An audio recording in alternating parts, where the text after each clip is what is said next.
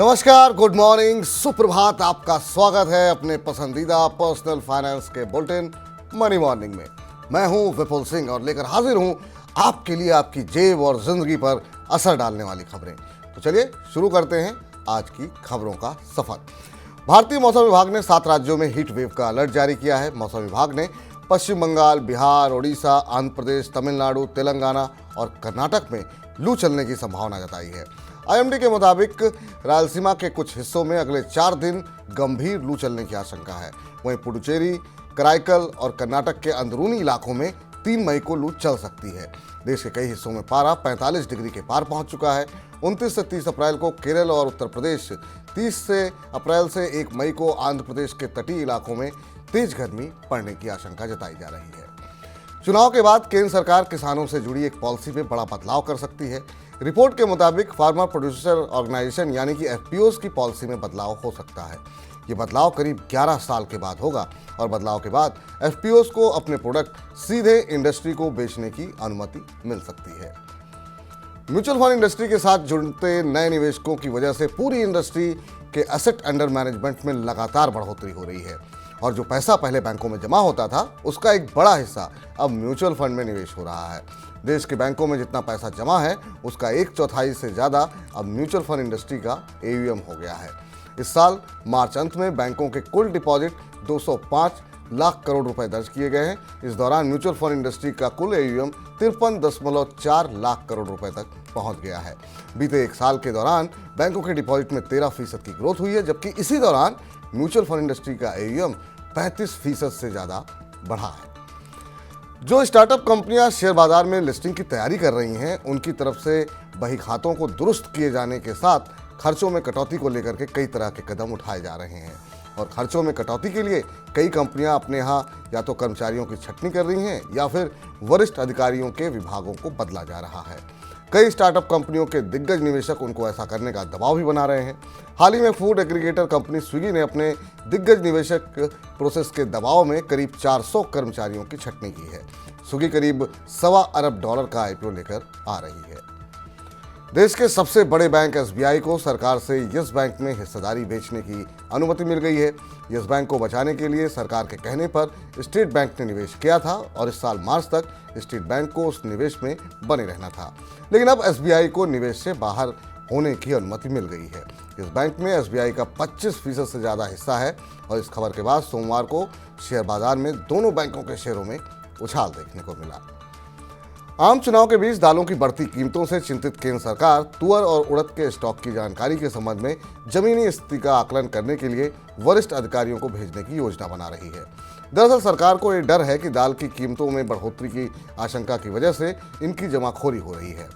सरकारी अधिकारी जमीनी हकीकत का पता लगाने के लिए देश भर के गोदामों, मिलों, मंडियों का दौरा करेंगे।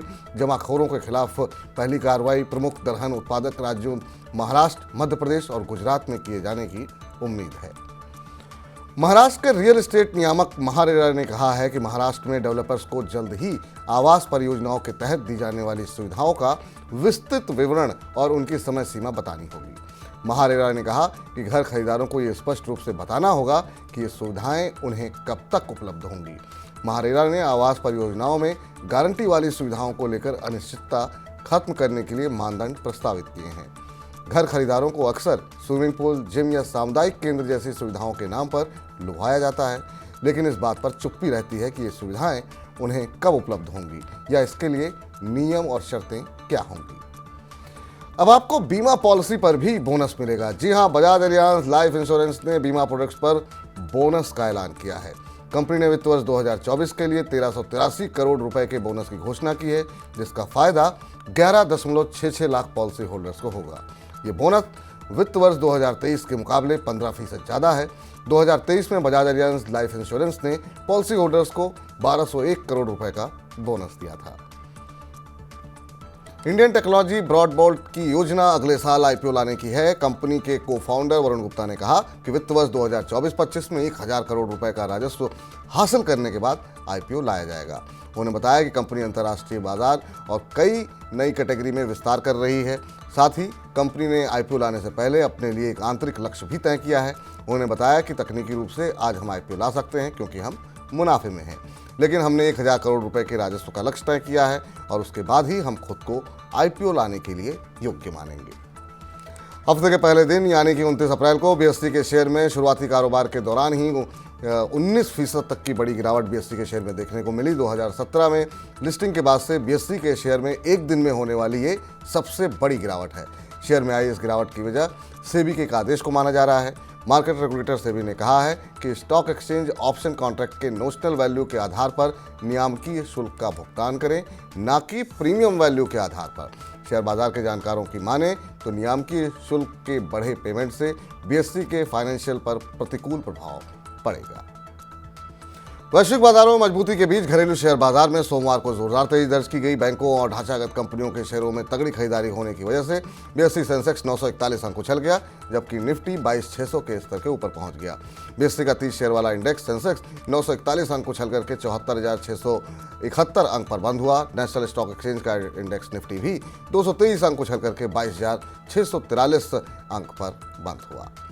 तो आज के बुलेटिन में बस इतना ही। अपने काम की ज़रूरी खबरें देखने और समझने के लिए सब्सक्राइब करें हमारे YouTube चैनल को। अब आप मनी9 की ऐप पर पर्सनल फाइनेंस से जुड़ा कोई भी सवाल पूछ सकते हैं।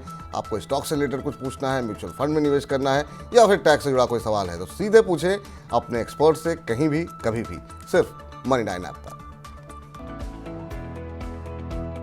नमस्कार दोस्तों, मेरा नाम है अरुण मंत्री। अगर आपका स्टॉक मार्केट के रिलेटेड कोई क्वेश्चन है, अगर आप बाजार में निवेश करना चाहते हैं तो आज ही मुझसे अपना सवाल पूछिए। लॉग इन कीजिए मनी9 के ऐप में। मनी9 के ऐप में टॉक टू एक्सपर्ट सेक्शन में जाने के बाद आप अपना सवाल डायरेक्टली मुझसे पूछ सकते हैं। तो आज ही डाउनलोड कीजिए मनी9 का सुपर ऐप। और आपको बता दें, पर्सनल फाइनेंस से जुड़ी खबरों को पढ़ने के लिए हमारी वेबसाइट www.money9.com पर जाएं। खास कार्यक्रम देखने के लिए आप मनी9 के ऐप को भी डाउनलोड करें। लगातार बने रहिए मनी9 के साथ। और शेयर बाजार से जुड़ा अगर आपके मन में कोई भी सवाल है तो हर दोपहर आप 1 बजे हमारे साथ जुड़ जाइए। और आज भी हम शेयर बाजार के ऊपर जो है मंथन करेंगे। क्या कल की तेज़ी बरकरार रहेगी मंगलवार को, और किन शेयरों में आपको खरीदारी करनी है, कहाँ पे बचना चाहिए। दोपहर 1 बजे हमारे साथ जुड़िए। 9311121874 पे हमें आप कॉल करके, मैसेज करके अपना सवाल पूछ सकते हैं। और आज जो है शेयर बाजार पे बातचीत करने के लिए दोपहर 1 बजे से लगातार 1.25 घंटे तक हम लाइव रहते हैं। तो लाइव जुड़ करके अपनी प्रतिक्रिया हमें अवश्य दें।